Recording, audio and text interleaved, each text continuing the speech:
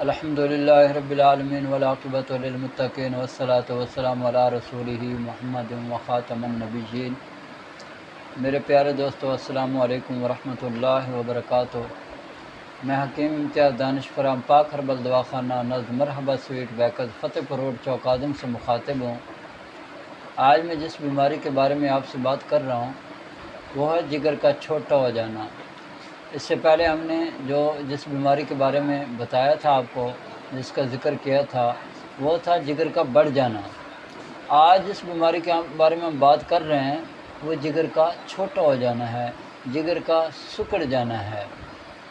تو یہ بھی وہ جو مرض میں نے بتایا تھا وہ بھی گرمی کا بتایا تھا، اور یہ مرض بھی گرمی کا ہی ہے۔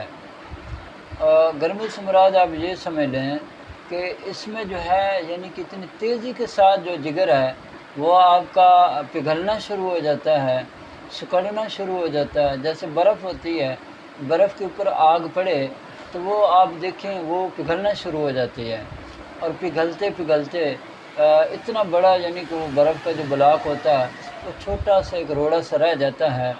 بھائی یوں سمجھ لیں کہ یہ ایک جگر کا چھوٹا ہونا بھی ایک اسی طرح کی بیماری ہے۔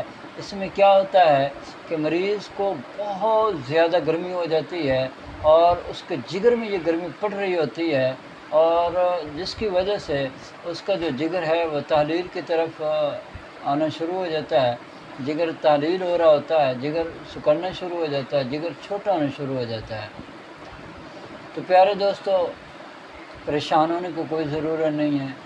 جگر کا چھوٹا ہو جانا اور بعض دفعہ جو حضرات ثابت تاریخ میں بھی ہو جاتا ہے ایسے، تو اس میں پریشان ہونے کی کوئی ضرورت نہیں ہے۔ الحمدللہ ثم الحمدللہ اس کا انتہائی کامیاب علاج کیا جاتا ہے ہمارے پاس، اور اس کے لیے مریضوں کے آپ وہی چیزیں استعمال کروائیں گے جو آپ کو پہلے جگر کے بڑھ جانے میں بتایا گیا تھا۔ مثلا کدو ہے، ٹنڈا ہے، شلجم ہے، گاجر ہے، مولی ہے، اس طرح کے سالن استعمال کریں، اور کوشش کریں جو کی جو روٹی ہے وہ استعمال کریں۔ جو کی روٹی آپ کھائیں، گندم کی روٹی بند کر دیں، کیونکہ گندم کی روٹی جو ہے وہ تھوڑی سی گرم ہوتی ہے، جو کی روٹی ٹھنڈی ہوتی ہے، اس کی تاثیر ٹھنڈی ہوتی ہے۔ تو آپ جو کی روٹی کے ساتھ یہ سالن آپ کھانا شروع کر دیں۔ اس میں سے کوئی بھی سالن آپ بنا سکتے ہیں۔ یہ ضروری نہیں ہے کہ مجھے ایک مریض کہہ رہا تھا کہ کدو، ٹنڈا، شلجم، گاجر یہ اکٹھے ہم نے کاٹ کے اس کا سالن بنانا۔ میں نے کہا بھائی نہیں، اس میں سے جو آپ کو آسانی کے ساتھ مل جائے آپ وہ بنائیں اور اس کا سالن بنائیں، استعمال کریں۔ تو بہرحال دوستو، یہ آپ استعمال کریں، اور پھر اس کے ساتھ کوشش کریں آپ جو کا دلیا استعمال کریں، کسٹرڈ استعمال کریں، کھیر استعمال کریں، دودھ کی بنی ہوئی چیزیں استعمال کریں، تاکہ آپ کا جو جگر ہے جس میں اتنی گرمی پڑ رہی ہے وہ گرمی جو ہے وہ اعتدال پہ آ جائے، یعنی معتدل ہو جائے۔ تو اس سے کیا ہوتا ہے، جگر کی جو تحلیل ہوتی ہے، جگر کا جو پگھلنا ہوتا ہے وہ رک جاتا ہے۔ ٹھیک ہے جی۔ تو اس کے لیے میں جو دوائی استعمال کرواتا ہوں وہ کچھ اس طرح سے ہے۔ 5 ملین 1000 ملی گرام صبح شام، کھانے کے 1 گھنٹہ بعد آپ نے شربت بزوری اور دودھ کو مکس کر کے، یعنی 3 چمچ آپ ایک گلاس دودھ میں ڈال کے مکس کر کے آپ نے یہ کیپسول استعمال کرنا ہے۔ ٹھیک ہے جی۔